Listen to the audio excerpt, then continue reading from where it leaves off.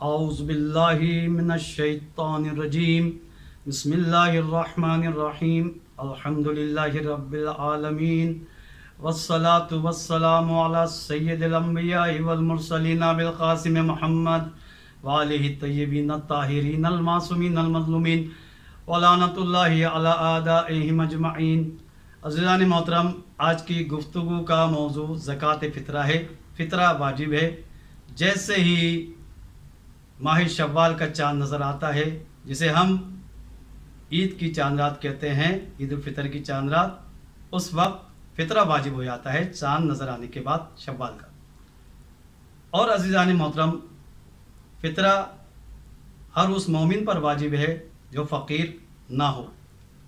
फ़ितरे की मिक़दार 3 किलो वो ग़िज़ा जो शहर में या इलाके में खाई जाती हो ज़्यादातर। जैसे पाकिस्तान और इंडिया में आटा या चावल ज़्यादा खाया जाता है।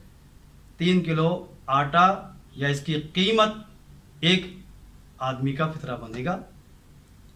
एक फ़र्द का फ़ितरा 3 किलो आटा या चावल, जिसका भी आप हिसाब करना चाहें कर सकते हैं। लेकिन एक बात का ख्याल रखना होगा, जिस चीज़ की भी कीमत अदा की जा रही है, चावल की या आटे की, उसको मुअय्यन करना ज़रूरी होगा 3 किलो के एतबार से।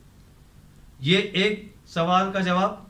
दूसरी बात ये कि फ़ितरा कौन निकालेगा? घर का सरबराह, जिसके ज़ेरे किफ़ालत दूसरे लोग हैं। फ़ितरे का वक्त क्या है?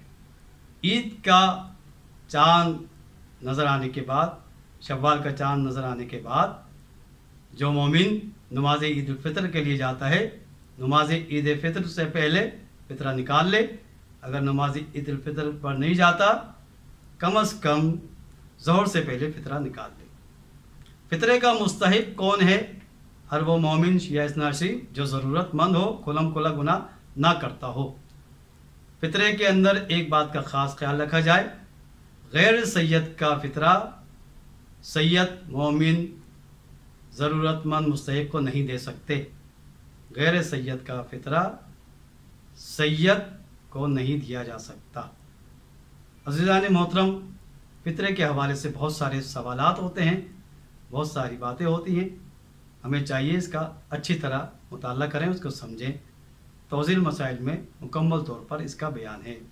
व आखिरु दावाना अनिल हम्दुलिल्लाहि रब्बिल आलमीन।